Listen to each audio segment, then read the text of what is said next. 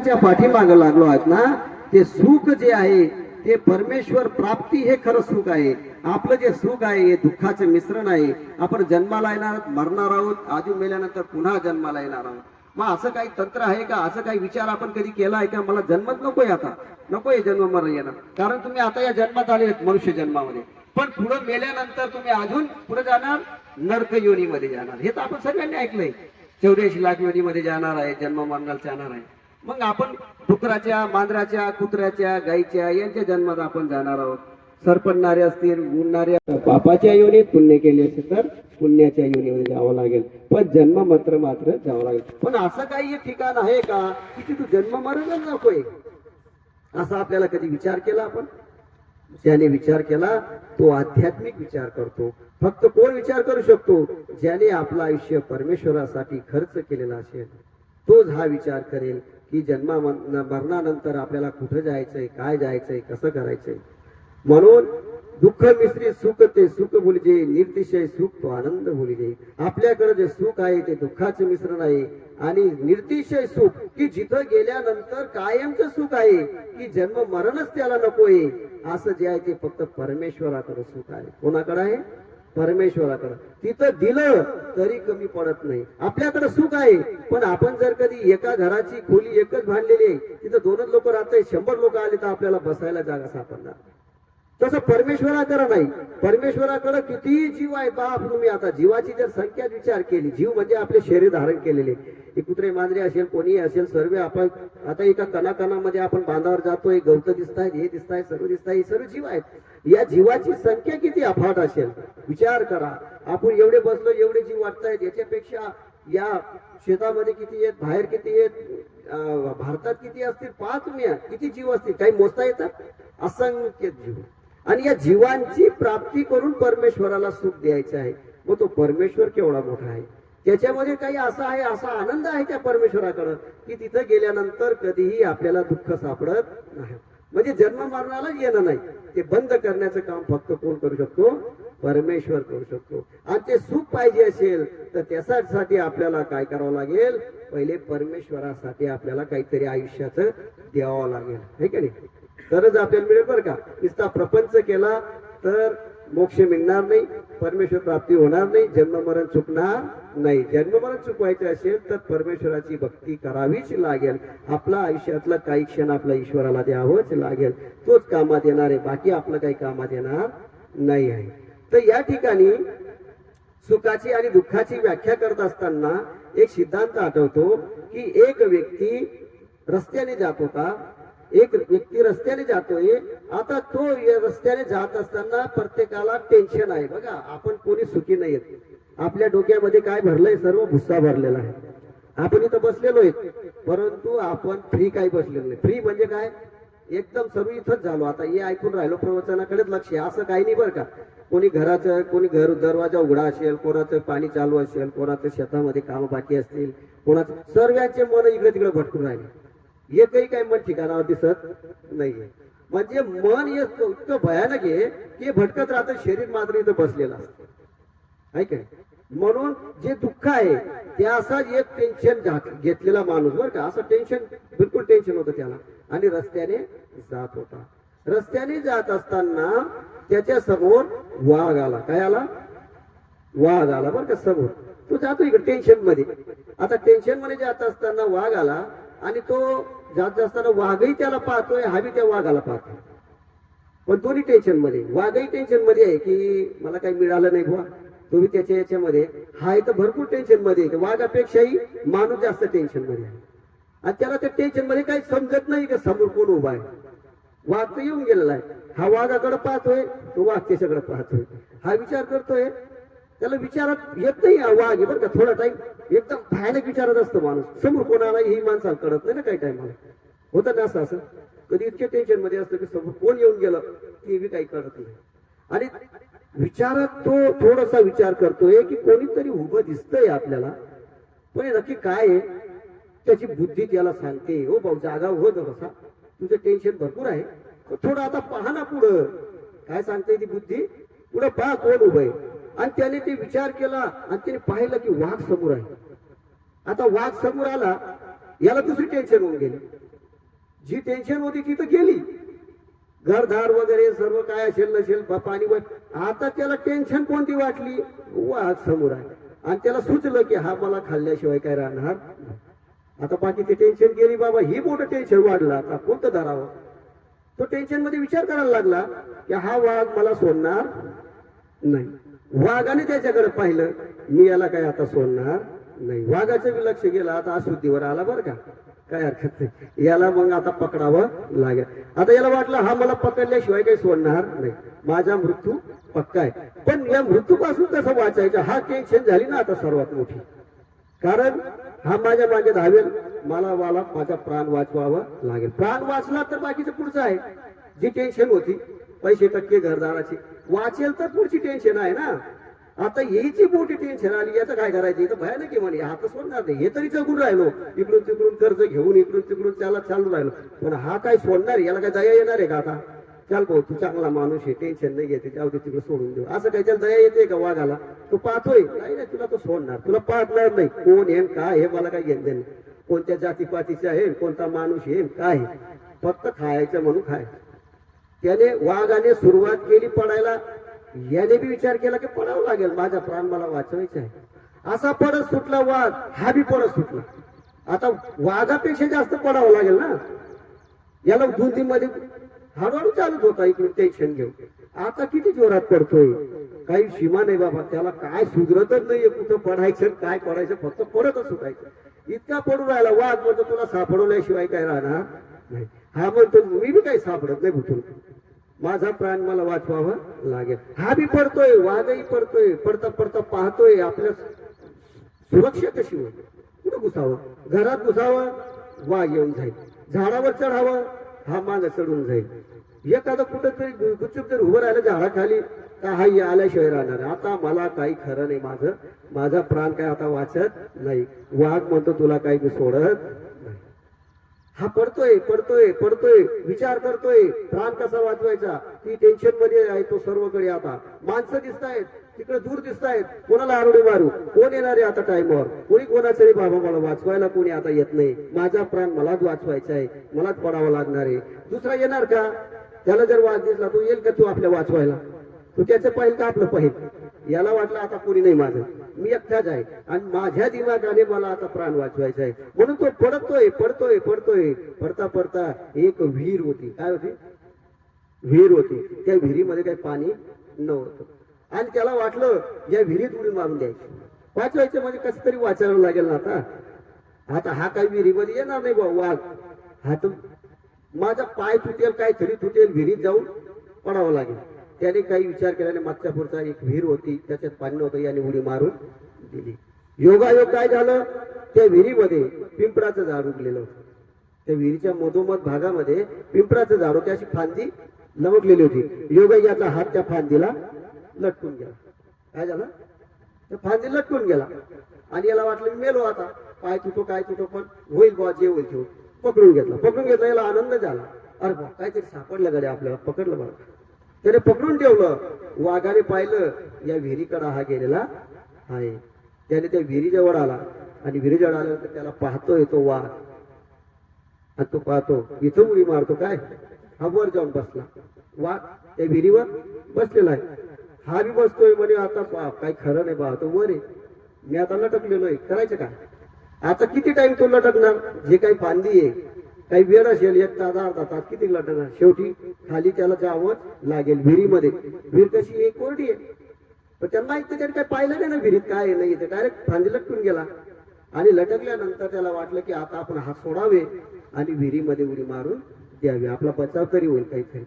आता विहिरीत उडी मारावं, खाली पाहतो तो मोठा नाग आहे. खाली काय आहे, नाग, कोबरा एकदम मोठा. ओ बापरे, हा विचार करतो आता खाली जावं का वर जावं. वर जावं तर वाघोबा, खाली जावं तर नागोबा. आणि मी लटकून पडलो मध्ये मध्ये. खाली जर उतरलो पडलो हा काही मारल्याशिवाय राहणार नाही, वरती चढलो हा बी दुश्मनच आहे, हा बी मारला. याची गती फार भयानक झाली. हा धरून ठेवले, सोडायचे नाही पक्के बरं का, असे ठेवले. आणि नंतर विचार करायला लागला की आता करावं काय. योगायोग असं झालं की त्या ठिकाणी ती जी फांदी पकडली त्याच्या ठिकाणी मध होतं, मध, भवर मध. मोठं मध लागलेलं होतं आणि ते मध उठून गेलं ना, तर जोरात फांदी हल्ली, ते मध उठलं आणि मध उठल्यानंतर त्याला सर्व माश्या चावायला लागल्या. पहिलं टेन्शन पेक्षा हे टेन्शन किती भयानक वाढलं आता. हे टेन्शन पेक्षा वरती गेलं तर मरण आहे, खाली गेलं तर मरण आहे, लटकलो तरी दुःख जे. त्या माश्या बी काही सोडायला तयार नाही, त्या बी चावायला लागल्या इकडं तिकडं, पण सोडायचं कस काय, चावून राहिल्या. योगायोग त्या मधाचे जे काही मध होतं ते उरल्यानंतर मध त्याच्या तोंडात गेलं. कुठं गेलं? तोंडात गेलं. आणि काय म्हणतो, काय सुख आहे, काय गोड आहे. काय म्हणतोय? काय गोड आहे. अशी माणसाची परिस्थिती आहे बाबा या प्रपंचामध्ये, आहे का नाही. वाघ म्हणजे काय, त्या जन्मापासून आपण आलेलो आहे तो युग आपल्याला पुढे ढकलतोय. युग म्हणजे आता कलियुग आहे. आपण कोणत्या युगाचे? सर्व म्हणतात कलियुगाचे. युग किती आहेत? 4, आहे का नाही. मागचा जो युग आहे तो द्वापार युग. कोणता होता? श्रीकृष्ण महाराज होते ना त्याच्यामध्ये. त्याच्या पहिला जो युग होता त्रेताळ युग. कोणता युग होता? त्रेताळ, श्री दत्तात्रय प्रभूचे अवतार, आहे का नाही. त्याच्या पहिला युग सतयुग म्हणतात त्याला, किंवा कृतयुग म्हणतात त्याला, तो होता हंस अवतार. ते असे 4 युग आहेत. आपण किती मध्ये आता? कलियुगामध्ये आहोत. कुठं आहे? कलियुगा. मग तो वाघ म्हणजे काय की तो आपण टेन्शन मध्ये प्रत्येक युगामध्ये जन्माला येतो. पण तो काळ, ते युग ते आपल्या मागे लागलेले आहेत. आपण वाचवण्यासाठी प्रयत्न करतोय. इथं जन्माला येईल, इथं मला काहीतरी सुख मिळेल, इथं जन्माला सुख मिळेल, मात्र ते आपल्या पाठीमागे जो काळ लागलाय तो खाल्ल्याशिवाय राहणार नाही. हा त्याच्यापासून वाचवतोय, पडतोय स्वतःला. आणि नंतर मेल्यानंतर याला वाटलं मेल्यानंतर सुख आहे. काय वाटतं? मेल्यानंतर सुख आहे. पण खाली साप होता. काय होता? नाग होता. म्हणजे मेल्यानंतर सुद्धा याला नरकच आहे, याला दुःखच आहे. वाघाचं बी दुःख वर होतं, खाली बी याला दुःख आहे, आणि मध्ये लटकलेला म्हणजे आता जन्माला प्राप्त झालेला आहे. आता जन्म झालेला आपल्याला, खाली बी वर बी आपल्याला दुःख आहे, मध्ये लटकलेला आहे. आणि वरून या मधमाशा मात्र चावतात. कोण? नाते गोते संबंधी काय करतात? आपल्याला चावतात की नाही. भाऊ असतील, काका असतील, चुलते असतील, सोयरे धायरे असतील, नाते गोते असतील, काय करतात? आपल्याला चावतात. म्हणजे काय? बोलतात, नावं ठेवतात, निंदा करतात. तुम्ही कितीही चांगलं करा, कितीही भारी करा, पण बोलल्याशिवाय काही राहणार नाही. ही परिस्थिती म्हणजे काय? हे आपले घरदार वगैरे नाते गोते सर्व परिवार आपल्याला काय करताय? टोचतो. आणि 2 मिनिटाची सुख म्हणजे काय की आपल्याला लग्न झालं का आनंद होतो, पोरं झालं का आनंद होतो. 2 मिनिटाचं सुख आहे फक्त आपल्याला, त्या मधासारखं सुख आहे. पण आपण कधी विचार केला का पुढं आपल्याला आता या नागासारखं नाग चावल्यावर मरणार आहेत, म्हणजे मेल्यानंतर सुद्धा आपल्याला नरक आहे आणि नरकातून आपण आलेलो आहोत. असं या सुखाची बाजू जी आहे ती फार खतरनाक आहे. म्हणून माणसानं विचार करायला पाहिजे की मरण कसं यावं. अंत कालेच मामेव स्मरण उक्त्वा कलेवरम य प्रयातीस मद्भावम याची नास्त्यत्र संशय. ते म्हणतात श्रीकृष्ण महाराज गीतामध्ये की अरे बाबा, जो जीव जन्माला येणार आहे तो मरणार आहे, पण मरताना मात्र जो जशा जशा भावानं चिंतानं माणूस मरेल तसा तसा भावाला तो जन्माला जाईल. जसं मरण येतं, मरणाच्या वेळेस जर कधी ज्याने कधी देवधर्मच केला नाही, ज्याने प्रपंचच केलेला आहे, तो मरताना फक्त काय म्हणतो? मुलगाला बोलवतो, नातूला बोलवतो का नाही? सर्व परिवाराला बोलवतो. आणि काय म्हणतो? याला सांभाळा, त्याला सांभाळा, हे घर सांभाळा, असं म्हणतो. तो स्वतःचा विचार करत नाही मरताना की मी मरणात आता माझं काय होईल, मी आता नरकात जाईल, हाचा विचार करत नाही. परंतु अंतकाले शेवटी जेव्हा प्राण निघतात त्यावेळेस मात्र जो जसा विचार करे, ज्याने जीवनभर जे पेरलेलं आहे तो तसा शेवट त्याला आठवतो. बघा, आहे का नाही. एखाद्याचं मन जर दुखवलेलं असेल, आपण भयानक मन दुखवलं असेल, कोणा तर शिव्या दिल्या असतील, मारले असतील, काहीतरी झालं असेल, मरणाच्या वेळेस ती आठवण येते. ती आठवण मरणाच्या वेळेस येते. आणि ते वैरत्व तुमचं काय करतं? ते मरता मरता तसंच राहून जातं. पुढं अजून वैरामध्ये यावं लागतं. ते वैर फेडण्यासाठी त्या घरामध्ये येतो आणि अजून भांडणी यांच्यात चालूच राहतात. असं अनंत जन्म हे वैर फेडावं लागतं. जसं एखाद्याचे पैसे घेतले, पैसे तुम्ही दिलेच नाही कोणाचे, आपल्याला काय होतं? कोणाचे पैसे दिले काय होतं? पण मरणाच्या वेळेस त्याला ते आठवण येते की मी तर मरून राहिलो आता, आणि असे पैसे बुडवलेले. तसंच त्या बुडवण्यामध्येच तो काय करतो? मरून जातो. कारण वाईट गोष्टी आपल्याला मरणाच्या वेळेस चांगला आणि भारी विचार येतात बरं का, दोन्ही विचार येतात. ज्याने देव केला त्याला देव आठवतो. तो काय म्हणतो, मरणाच्या वेळेस मी कोणाचं वाईट केलेलं नाही, कोणाला अंतःकरण दुखवलेलं नाही, कोणाचं बुडवलं नाही, मी कसा आहे, शुद्ध आहे. त्याचं मन ग्वाही देतो. पहा तुम्ही, शेवटच्या क्षणाला त्याला समजून जातं की मरतोय, आता मी वाईट केलं का चांगला माणूस आहे हे सर्व त्याला शेवटच्या वेळेस स्वतःला समजतं. आणि तो वाईट असेल, चोरी केलेली असेल, चोर असेल, तर मरणाचे त्याला वाटतं की मी चोरीच केलेली आहे. वाटणार नाही का? तुम्ही वकील आहात, तुम्ही खोटे बोलत असाल तर मरणाचे त्याला वाटेल नाही का मी वकील होतो, मी खोटं बोलतोय. म्हणजे मरणाच्या वेळेस तुम्हाला आठवण येणार आहे तुम्ही कसे आहात. स्वतःची परीक्षा फक्त मरणाच्या वेळेस होणार आहे. तुम्हाला तिथं माय बाप भाऊ कोणीच तुमच्या संग येणार नाही, कोणी दिसणार नाही, कोणी मदत बी करणार नाही. असं काही आहे का बाबा, काही हे असं करा, एक जन्म मला चुकून द्या, एवढे पैसे घेऊन टाका, असं काही मरणानंतर आहे का? कोणी येणार आहे का तुमच्याकडे? तुमचंच कर्म तुमच्या जवळ येणार आहे. म्हणून मरताना ज्याने चांगलं केलेलं असेल तो मरताना चांगल्या भावाने मरत असतो. म्हणून चांगलं होण्यासाठी काय करावं लागतं, चांगल्याची संगत करावं लागते. काय करावं लागते? चांगलं मिळण्यासाठी चांगल्याची संगत करावी लागते. कारण जगामध्ये सर्व कसे दिसतात, वाईट दिसतात. चांगला माणूस भेटतो का कधी? चांगला सांगणारा कधी दिसला का, भेटला का? जास्त नाही लवकर भेटत. जो जगाच्या कल्याणात अर्पेल, म्हणजे जगाचं चांगलं व्हावं, कोणाचं तरी चांगलं व्हावं, त्याची संगत आपल्याला मिळायला पाहिजे. फक्त ते कोण असतात? संत असतात. कोण असतात? संत. कारण संताने सर्व घरदार सोडलेलं असतं, नातेगोते सोडलेले असते, सर्व सोडलेले असतात. तो ईश्वराला प्राप्त करावा, मोक्ष मिळावा म्हणून त्याने सर्व हट्टास घेतलेला असतो आणि जगाच्या कल्याणासाठी तो विचार करतो. तुम्ही भेटले त्यालाही म्हणतो भाऊ तुझंही चांगलं हो, दुसरा भेटला त्यालाही म्हणतो चांगला हो, आहे का नाही?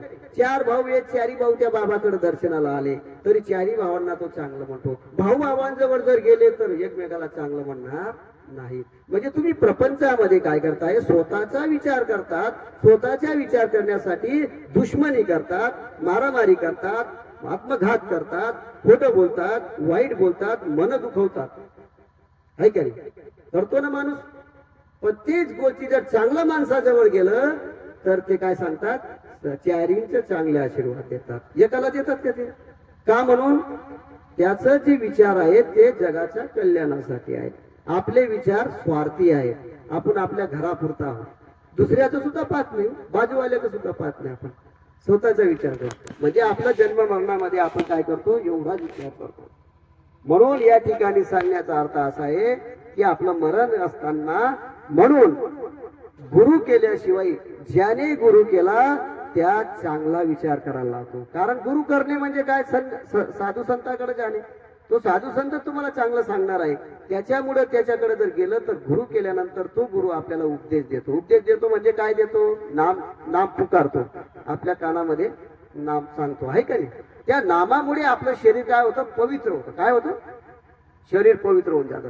नामस्मरण त्याने केलं का तो मरता मरता त्या देवाची आठवण करता करता मरतो आणि म्हणून तो चांगल्या गतीला चालला जातो. म्हणून मानवा पंथामध्ये सुद्धा, प्रत्येक पंथामध्ये सुद्धा गुरु करावा लागतो. कारण ज्याने गुरु केला नाही तो या जन्मामध्ये वाया जाणार. ज्याने गुरुच केला नाही त्याला कुठं काय धरणार हो, ना इकडचा ना तिकडचा. तू कुठला आहे? जन्माला तर आलेला आहे, आता बी आलाय, पुढे बी येणार आहे जन्म मरणाला. पण गुरुच केलेलं नसेल तर, जर गुरु केलं नसेल तर खाली आला आणि खाली गेला, काहीच घेऊन गेला नाही. मग सगळं काय आलं, नामस्मरण केलं नाही, कधी दान धर्म केला नाही, कधी देव धर्म केला नाही, साधू संत सेवा नाही, काहीच नाही. मग काय चला फक्त राबायचं. सकाळी उठला का सकाळपासून संध्याकाळपर्यंत काम करायचं, झोपायचं, बस तेवढंच करायचं. कधी आपल्या जन्मामध्ये आपले जन्म मरण साधू संत काय नसतील काही घेणदेण नाही, जन्म मरणाचं ज्ञान नाही, कोणतं नॉलेज नाही. मग असं तर तुम्हाला अनेक जन्मात यायचंय, अनेक जन्मात यायचंय, पण असा विचार केला का आपण? म्हणून उपदेश घ्यावा लागतो. मानवा पंथामध्ये सुद्धा उपदेश त्याला म्हणतात. आपण जसं गुरु करतो त्याला मानवा पंथामध्ये काय म्हणतात, उपदेश घेतात. आता उपदेश घेणे म्हणजे काय की त्या ठिकाणी गुरु करणे, गुरु केल्यानंतर त्या ठिकाणी पिंडदान म्हणतात त्याला. आमच्यामध्ये काय म्हणतात, पिंड. पिंड म्हणजे या शरीराला पिंड म्हटलं जातं बरं का. पिंड म्हणजे एक देह. त्या पिंडामध्ये काय असतं, सर्व शरीर जे आपलं आहे ते आपण देवाला अर्पण केलं. त्या दिवसापासून काय करतात, देवाला अर्पण केलं की देवा आजपर्यंत मी काय केलं, प्रपंचाला या देह दिलं. काय केलं, या प्रपंचाला मी देह देऊन टाकलं, राबलो. आता मी काय करतोय, तुझ्या देवधर्मासाठी माझा देह अर्पण करणार आहोत, त्या दिवशी तो गुरुच्या याच्यावर संकल्प सोडतो की आजपासून मी फक्त देवदेव करेल, धर्म करेल आणि प्रपंच सुद्धा माझ्या पद्धतीने करेल, पण देव सुद्धा करेल, है का नाही. असा तो संकल्प सोडतो. आणि संकल्प सोडल्यानंतर त्यांनी एक प्रकारे काय केलं, पिंडदान केलं. काय केलं, पिंडदान. म्हणून महानुभाव पंथामध्ये 10 दिवसाच्या या वेळेस पिंडदान करत नाही. त्याने पहिलेच पिंडदान करून दिलो. तो आत्मा पवित्र झालेला आहे. त्या आत्मा पवित्र झालेल्या आत्म्याची काय विधी करायची, ऐका नाही. म्हणून आणि नंतर 10 जो व्यक्ती जन्माला आला, गुरु केला, गुरु केल्यानंतर त्याने मरणाच्या नंतर जेव्हा तो देवाचा विचार करतो आणि त्याच्यामध्ये स्मरण करता करता मरून जातो, तो आत्मा पवित्र झालेला आहे. कसा झालेला आहे, पवित्र झालेला आहे. आणि पवित्र आत्मा असल्यामुळे आमच्या मानव पंथामध्ये त्याला जाळत नाही. 4 प्रकारचे डाग आहेत. एक जलडाग आहे, वनडाग आहे, भूमिडाग आहे, अग्निडाग आहे, बरं का. जो व्यक्ती देवधर्म करतो त्याला कधीही जाळलं जात नाही. संत ज्ञानेश्वर असतील, तुकाराम असतील, तुमचे काय असतील, त्यानंतर ज्यांनी 12 काय म्हणते ज्योतिर्लिंग केल्या, काशी केली, काय केले, त्याला जाळतात का, नाही जाळत. का नाही जाळत, तो पुण्य आत्मा झालेला आहे, त्याने देव केला आहे. जो स्वतः पितो बितो, गडबडतो, मारतो, झोडतो, खोटं बोलतो, त्याला जाळा लवकर, कारण परत येईल. याला संस्कारच नाही, देव धर्मच केला नाही. हा याचा जन्म कुठं अटकलेला आणि काय अटकला, आपल्याला त्रास देईल, याला हाकला नाही. पुण्यवान माणूस असेल तर नाही, चांगला माणूस कोणाला त्रास देणार नाही. त्याची वागणूकवरच समजून गेलं ना की देवदेव करतोय, चांगला करतोय, म्हणून याला पुरावू, काही हरकत नाही, त्रास दे. म्हणून साधू संत जे असतील किंवा ज्यांनी गुरु केले असतील, त्यांनी देवधर्म केला असतील, त्याला दफनविधी करावा लागतो. काय करावं लागतो, दफनविधी. 4 डागापैकी भूमिडाग हा सर्वात श्रेष्ठ मानला जातो. कारण साधू संत वगैरे जे तीर्थक्षेत्र करणारे आहेत त्यांना गाडलं जातं, म्हणजेच भूडाग दिला जातो. आता भूडाग दिल्याने काय फायदा होतो, एक तर लाकडं गोळा करणे, लाकडाद्वारे जर कधी अग्नी लागला लाकडांना तर अनंत संख्यामध्ये कीटाणू असतात, आड्या असतात, काहीतरी ते मरतात त्याच्यामुळे. इतक्या अग्नी लागतो, दहत होतो आणि आजूबाजूच्या परिसरात जेवढे काही कीटाणू उडणारे वगैरे जंतू असतात ते सर्व मरतात. आणि त्याच्यामुळे महानुभाव पंथामध्ये हिंसा हा चालत नाही. कोणाची हिंसा होऊ नये, कोणाला वाईट बोलू नये, कोणाचं अंतकरण दुखू नये, म्हणून महानुभाव पंथामध्ये हे सर्व करले जात नाही. म्हणून भूमिडाग हा सर्वात श्रेष्ठ मानला जातो. त्याच्यामध्ये मीठ टाकलं जातं खाली, आहे का नाही, त्याला पुरलं जातं. आणि ते मीठ टाकल्यामुळे त्याचे देह जे असतं ते काय असतं, विघटन होतं, त्याचं पाणी होतं. ते पाणी काही कीटाणू खातात आणि त्याच्यामुळे त्यांना सुद्धा आपल्या देहाचं मेल्यावर सुद्धा पुण्य लाभलं जातं, म्हणजे देह सुद्धा वाया जात नाही. म्हणून महानुभाव पंथामध्ये भूमिडाग हा सर्वश्रेष्ठ मानला जातो, आहे का नाही. संत वगैरे असतील ते सुद्धा भूमिडागाला जातात, काही समाधी घेणारे असतील काय असतील ते जातात की नाही. तर तशा प्रकारे या आणि मेल्याच्या नंतर या जसं आपण काय म्हणतो ना, 10व्या दिवशी पिंडदान करणे किंवा दंडिया करणे, हे करणे काय असते, ते जो काही विधी आहे हा महानुभाव पंथामध्ये थोडा अलग वाटतोय. तो कसा वाटतो, जर मेल्यानंतर स्वामींनी सांगितलेलं आहे की एक स्वामींजवळ एक भक्त होती, ती सांगते, विचार जीजी मी माता पिताचं श्राद्ध करू का. चक्रधर स्वामीजवळ एक भक्त होती, ती म्हणते माता पिताचे, महादाईसाने विचारलं स्वामींना की जीजी मी माता पिताचे श्राद्ध करू का. त्यांना मरायला खूप दिवस झाले, 10-12 वर्ष झाले.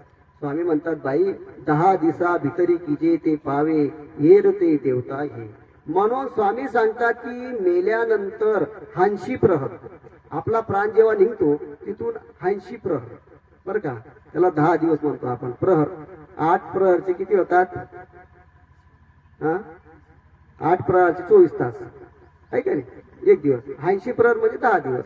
10 दिवस पर्यंत मेल्यानंतर तो जो काही मेलेला व्यक्ती आहे त्याचा जो आत्मा आहे तो भटकत राहतो. काय करतो, 10 दिवस भटकतो. किती दिवस, 10 दिवस. आणि 10 दिवस भटकल्यानंतर तो आपल्याला पाहत आहे, आपल्याला अदृश्य बुद्धीने तो पाहतोय, तो आपल्याला दिसत नाही पण पाहतोय. काय काय पाहतो तो, की मी मेल्यानंतर माझा जो काही घरदार वगैरे परिवार आहे किंवा काही मी जमवलेला आहे पैसा टक्का, याच्यातून किती अन्नदान करतात. काय म्हणताय, किती अन्नदान करतो हा माझ्यासाठी. याने जेवढं अन्नदान केलं तेवढं त्याला सुख मिळत असतं. काय मिळत असतं, सुख मिळत असतं. आणि त्यावेळेस परमेश्वर म्हणतात की 10 दिवसा भितरी जर कधी एखाद्या ज्ञानियाला तुम्ही जर अन्नदान केलं, जर एखादा परमेश्वर अवताराला त्याला अन्नदान केलं तर त्या जीवाला त्याची सुटका होती. कशातून? तर तिथं सांगितलेलं आमच्या महानुभाव पंथामध्ये की विकल्पाती तया प्रतदेहात, म्हणजे माणूस मेल्यानंतर प्रतदेह नावाचं नरक असतं बरं का. प्रत्येकाला हे नरक आध्यात्मिकनुसार तुम्हाला अजून त्याच्यातलं ज्ञान नसल्यामुळे सांगतो. पण जेव्हा माणूस मरतो त्यावेळेस त्याच्या ठिकाणी एक आपल्या माणसासारखं एक प्रतदेह तयार होतं, त्याला प्रतदेह म्हणतात. प्रत म्हणजे माणसासारखं प्रत आहे तसं देह होतं. आणि त्याचे शरीर केवढं असतं तर झाडा एवढं शरीर तयार होतं, त्याला प्रतदेह म्हणतात. आणि त्याचं जे काही तोंड आहे ते खापरा एवढं असतं, आणि हत्तीसारखं त्याचं पोट आहे, आणि काडी मोडीची जसं काडी असते ना छोटी काड्या, तशा प्रकारे हातपाय असतात. आणि त्याचा गळा सुईच्या व्यंजना एवढा, सुईच्या मध्ये जे काही होल असतं तेवढाच गळा असतो.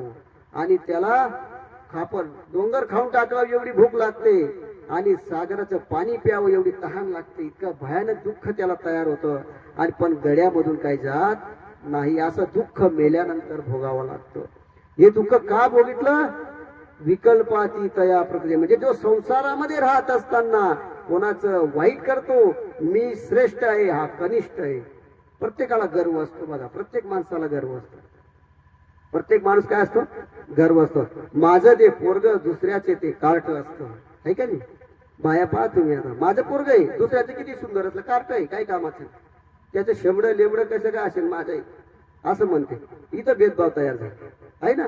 किंवा हा तो जातीचा आहे, तो जातीचा आहे, तो जातीचा आहे, असं सुद्धा आपण छिचूतुटू करतो. छिचूतुटू याच्यानं सुद्धा आपल्याला हे प्रतदेह नावाचं नरक भोगावं लागतं. का? तुम्ही तुच्छ मानलं, स्वतःला श्रेष्ठ समजलं, दुसऱ्यांना तुच्छ मानलं, याच्यामुळे तुम्हाला हा नरक भोगावा लागतो. प्रत्येक व्यक्तीकडे हे आहे. कोणी आहे का ज्याच्या मनात विकल्पता नाही, कोणाचं काही वाईट करायचं नाही, एकदम शांत आहे, कोणाचं नाव घेत नाही, काही नाही, एकदम आपलं आपलं प्रपंच करतो, देव करतो, धर्म, कोणाचं वाईट चिंतन करतो, असं आहे का आपल्याकडं? क्वचित हजारातून एखादा आहे. बाकी मात्र आपले विचार वाईट जास्त येतात, आणि मी स्वतःला श्रेष्ठ असं सर्व समजतात, बाकींना कनिष्ठ समजतात. म्हणून तो गर्व आपल्याला वाढत जातो. त्याच्यामुळे आपल्याला काय होतं? हे विकल्प प्रतदेह नावाचा नरक भोगावला. विकल्प तयार झाला, तो मी श्रेष्ठ बाकी कनिष्ठ, आहे का नाही? आई कैशी स्त्री, आहे का नाही? आपली आई दुसऱ्याची स्त्री सुद्धा आपली आईच प्रमाणे आपण पाहायला पाहतो. पण तिथं सुद्धा तुच्छपणा आहे याला, आहे का नाही? त्याला सुद्धा अनेक प्रकारे तो पाहत असतो. याचे सुद्धा विकल्प तयार होतात, आणि याच्याने याला शिक्षा म्हणून या प्रतदेह नावाचं नरक भोगावं लागतं, आहे का नाही? म्हणून स्वतःला श्रेष्ठ बाकींना कनिष्ठ समजू नाही. जेवढा जेवढा तो व्यक्ती तसा असेल तर त्याला ते नरक भोगावं लागतो. आणि त्या ठिकाणी त्याला शिक्षा काय आहे? की सागर प्यावं एवढं पाणी, त्याला असं पाण्याची तहान लागते, पण सुईच्या एवढा गळामधून ते पाणी जात नाही, ती शिक्षा त्याला भोगावं लागते. म्हणून 10 दिवसाच्या आत तो प्रतदेह नावाचा जो काही भूतच प्रकार आहे एक प्रकारचा, तो आपल्या माग आलेला असतो. आपण जेव्हा पूर्ण येतो ना त्याला, किंवा झाडून येतो ना, तो आपल्या पाठीमागे येऊन जातो, आणि तो आपल्या घराच्या वडचणीवर कुठंतरी कोपऱ्यामध्ये बसलेला असतो, आणि पाहत असतो की माझ्यासाठी कोण काय करतंय. तो कशाने प्रसन्न होईल? आता त्याच्याकडून पाप तर झालेली आहेत, पण तो अपेक्षा काय करतोय की माझ्या प्रती आता हे काय काय अन्नदान करतायत, काय काय क्रिया करतायत. तो जेव्हा जेव्हा तुम्ही जशी 10 दिवसाच्या आत जर तुम्ही क्रिया करणार, अन्नदान, वस्त्रदान, द्रव्यदान, जी जी तुम्ही क्रिया करणार ते सर्व त्याला प्राप्त होणार. आणि ती शिक्षा किती दिवस आहे? 12 वर्षाची शिक्षा आहे. किती दिवसाची ती? 12 वर्ष. आणि दुःख कसं आहे त्याचं? जसं तीळ असते ना, तिळाची जे काय आपलं हे असतात, तीळ काढल्यानंतर जे तोटे असतात, ते तोट्यांना जाडलं, आपल्याला बांधून दिलं, आणि त्याच्याने जी काही निखारे असतात, जी काही जसं उन्हामध्ये उभा राहिला माणूस फार तडपतो माणूस, तशा प्रकारे त्याला तिथं दुःख असतं, त्याच्या पाठीमाग यम असतात, त्याला मारायला सुटतात, आणि इतका घाबरतो तो पडतच सुटतो. इतकं भयानक प्रतदेह नावाचं नरक आहे. म्हणून हे नरक चुकवण्यासाठी फक्त उपाय सांगितला की 10 दिवसाच्या आत तुम्ही जर कधी अन्नदान, द्रव्यदान, वस्त्रदान, धातुदान, काष्टदान काय असेल ते जर केलं तर त्या जीवाला ते 10 दिवसाच्या आत मिळत असतं. समजून राहिलं का मी काय सांगतोय ते? म्हणून मानवा पंथामध्ये या क्रिया केल्या जातात की गुरु केल्यानंतर त्याला दफनविधी केला जातो. दफनविधी केल्यानंतर त्याच्या 10 दिवसाच्या आत क्रिया केल्या जातात, म्हणजे त्याला आम्ही पात्र म्हणतो. समजा पात्र दिले बुवा, म्हणजे ज्ञानी लोक साधू संतांना अन्नदान केलं जातं. ते अन्नदान केल्यानंतर त्या जीवाला ते पुण्य मिळतं आणि त्या पुण्य मिळाल्यामुळे त्याचं जे काही नरक आहे तो प्रतिदेहाचं तो कमी होत जातो. आणि नंतर काही काळानंतर 10व्या दिवशी त्याच्या प्रती काहीतरी पारायण करावं लागतं. काय करावं लागतं? पारायण करावं लागतं. पारायण केल्यामुळे त्याच्या आत्म्याला शांती मिळते. नंतर त्याच्या ठिकाणी श्रद्धांजली अर्पण केली जाते. म्हणजे मेल्या माणसाप्रती आमच्यामध्ये काय करतात की त्याचा फोटो वगैरे ठेवून तिथं विशेष ठेवला जातो देवाचा आणि त्या ठिकाणी भावपूर्ण श्रद्धांजली अर्पण करतात. असं दुसऱ्यासारखं पिंड पाडणे वगैरे हा विधी याच्यामध्ये नाहीये. का नाहीये? कारण हा पवित्र आत्मा आहे, याने गुरु केलेला आहे आणि पहिले याने पिंड आपला अर्पण करून दिलेला आहे, म्हणून महानुभाव पंथामध्ये पिंड पाडलं जात नाही. त्यानंतर 11वं 12वं 13वं काय असेल ह्या ज्या विधी आहेत श्राद्ध वगैरे हे केलं जात नाही. समजून राहिले का? कारण स्वामी म्हणतात 10 दिवसाव्यतिरिक्तचे पाय 10 दिवसाच्या आत तुम्हाला जेवढं करता येईल त्याच्या प्रती ज्या मेलेल्या माणसाप्रती ते सर्व त्याला प्राप्त होईल. मात्र तुम्ही श्राद्ध वगैरे हे केलं जाणार तर ते त्याला प्राप्त होणार नाही. का? कारण मेल्यानंतर काय होत आहे इथं विषय काय? मेल्यानंतर हा जन्माला जाणार आहे. कुठे जाणार आहे मला सांगा? कोणी व्यक्ती जन्माला आला तो मरणार, मेल्यानंतर कुठे जाणार? जन्माला जाणार. ज्या ज्या भावान तो मेलाय तो जन्माला. आता जन्माला गेल्यानंतर तो त्याच्या जन्माला चालला गेला, तो कुठेतरी घरात कोणत्या तरी घरात जन्माला चालला गेला, मग तो फिरतोय का? फिरत राहील का? त्याला फिरवायचंय का? म्हणून महानुभाव पंथामध्ये प्रथा आहे की 10 दिवसानंतर काही कोणतीही क्रिया केली जात नाही. जसं एखादा व्यक्ती मेला तर त्या ठिकाणी त्याचा विधी तिथं जाऊन 10 दिवसानंतर केला जात नाही. तर का केला जात नाही? कारण त्या ठिकाणी काय प्रॉब्लेम आहे. तर याचा अर्थ असा आहे की 10 दिवसानंतर तो जीव आपल्यामधून सुटून जातो, त्याचं आपलं कोणतंही नातं राहिलेलं नसतं. 10 दिवसापर्यंत तुमचं नातं आहे. 10 दिवसामध्ये जेवढी क्रिया करता येईल तेवढी करा, नंतर तुमच्याकडे त्याचं काही घेणं देणं राहिलेलं नाही. आणि जर तुम्ही तेव्हा 12वं 13वं केलं किंवा श्राद्ध केलं तर त्या जीवाला ते प्राप्त होत नाही. ते पितृ नावाची एक देवता असते, त्या देवतेला ते पात्र होते. पितृ नावाची देवता म्हणजे मेलेल्या लोकांची अभिमान घेणारी एक देवता आहे. त्या देवतेला ते क्रिया प्राप्त होते, परंतु त्या जीवाला प्राप्त होत नाही. कारण का? मेल्यानंतर तो जीव तुमचं नातं राहिलंच नाही, तो अनेक जन्माला चालला गेला ना. तुम्ही जर 12 वर्ष त्याचं जर करत असाल तो 12 वर्ष तो अटकेल का तुमच्यासाठी? तो जन्माला जाणार नाही का पुढच्या? मग तुम्ही अटकून ठेवलं द्या, जन्माला जाईल का तो? तो तर जन्माला जातो, मेल्यानंतर अनेक नरकामध्ये योनीमध्ये कुठेतरी त्याच्या जन्माला चालला जाईल. त्याला पुन्हा पुन्हा तुम्ही कसं काय 12 वर्ष अटकवणार, 50 वर्ष अटकवणार? म्हणजे त्याला तिथं अटकून ठेवायचं, त्याला काही मुक्ती जाऊ द्यायची नाही, आहे का नाही? जसं एक संत होता, त्या संतला एका व्यक्तीने काय सांगितलं, म्हणे जीजी आमच्याकडं श्राद्ध आहे, 12 वर्ष झालेत माझ्या वडिलांना आणि तुम्ही श्राद्धासाठी तुम्हाला यावं लागेल. संत म्हणतो बरं आहे, काय हरकत नाही. आता याला काय सांगावं म्हणे, हा अज्ञान आहे आणि याला बोलता येत नाही. जागेवर जर म्हटलं एखाद्याला की श्राद्ध करता येत नाही बोल तर त्याला पटणार नाही. त्याला उदाहरण देऊन काहीतरी त्याला सांगावं लागेल. मग तो म्हणे बरं काय येतो. मग तो संत तो त्याच्या घरी गेला. स्वयंपाक चालू होता, 12 वर्ष झालेले होते त्या वडिलांना मारायला. आणि त्यावेळेस तो गेल्यानंतर म्हणतो काय झालं बाबा, टाइम झालं म्हणे, स्वयंपाकाला थोडा टाइम आहे, आपण आता टाइम झाला का मग आपण जेवणाला बसू. म्हणजे असं कर, थोडा टाइम आहे, त्यापेक्षा आपण फिरून येऊ म्हणे. काय करू? थोडं फिरून येऊ. फिरल्यानंतर त्याचं घर होतं हायवे रोडला. कुठं होतं त्याचं घर? हायवे रोडला होतं. म्हणे काय हरकत नाही, चला म्हणे. फिरायला जात असताना योगायोग जात असताना एक गाय होती समोर आणि ती गायला ठोस लागली, गाडीची जोरात धडक लागली आणि ती गाय मेली. बरं का? आणि त्या मरायला 5 मिनिटं झालेली होती. त्यावेळेस हा संत आणि तो व्यक्ती समोर जातोय आणि जात असताना त्या संताने पाहिलं की गाय मेलेली आहे. मग तो काय म्हणतो त्या व्यक्तीला की अरे भाऊ म्हणे आज इकडे ना इकडे म्हणे, चारा आण ना पटकन. म्हणे चारा आण. म्हणे काय झालं? चारा आणि त्या गायला दे ना म्हणे. ती गाय मेली ना बाबा, जा ना म्हणे पटकन म्हणे. म्हणे काय बाबा तुम्हाला एवढं बी कळत नाही का म्हणे, आता मेली ना म्हणे. आता म्हणे 5 मिनिटं झाले, तिला मरायला तिचा प्राण नाही राहिला आणि काय नाही, मरून गेली म्हणे. ती कसं काय राहील म्हणे आता म्हणे, ती खाईल का चारा? कारण म्हणे तुझ्या 12 वर्ष झाले मरायला, तो खातोय का मग म्हणे. काय सांगितलं त्याने? 5 मिनिटं मरायला झाले तरी ती चारा खात नाही म्हणे. तू 12 वर्षापासून श्राद्ध करतोय म्हणे, तुझ्या बापाला पोचतोय का म्हणे.